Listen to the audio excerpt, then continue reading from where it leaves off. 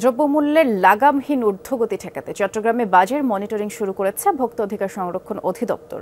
প্রথম দিন বিক্রেতাদের জরিমানা না করলেও সতর্ক করা হয়, তবে সিন্ডিকেট না ভেঙে শুধু দায়সারা তদারকিতে সুফল মিলবে না, এমনটি বলছেন ভোক্তারা।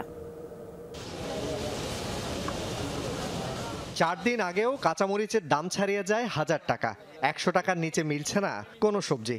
পট পরিবর্তনের পর প্রশাসনের নিষ্ক্রিয়তার সুযোগে যে যেভাবে ইচ্ছা দাম বাড়িয়েছে।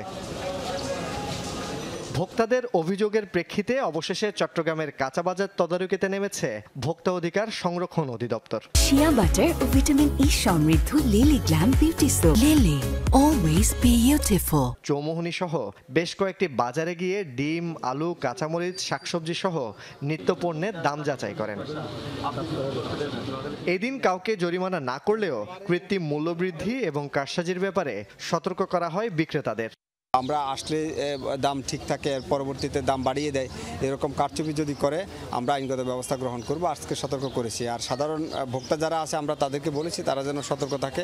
যদি অস্বাভাবিক মূল্য বৃদ্ধির কোনো নমুনা বা কোনো সিমটম তারা দেখতে পায় তারা যেন আমাদেরকে জানায়।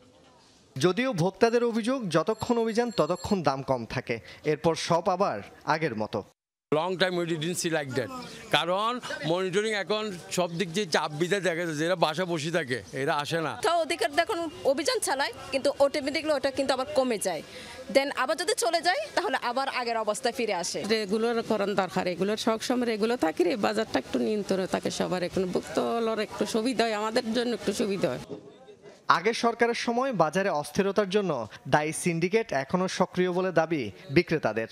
এদিন তো গাড়ি এক পাশে পার হচ্ছে না, মাল সব ওইখানে আটকে রয়েছে, ওই জন্য মালটা দাম ছিল। ভর্তি থেকে আসলে আমরা যেরকম বেশি, ওরা না আসলে এরকম বেশি। ওই কাস্টমার একটু বাড়তি বলে, আমরা আইসেন তো কমাই দিছে, কিন্তু আসলে নাম যে কোনো জায়গায় মানে 20-30 টাকা বাড়তি দিয়া, এটা তো টাঙ্গাইল থেকে আসে 2-3 দিন 4 দিন মাঝে, যেমন আমাদের রাস্তা বন্ধ ছিল 4-5 দিন পড়িয়েছিল।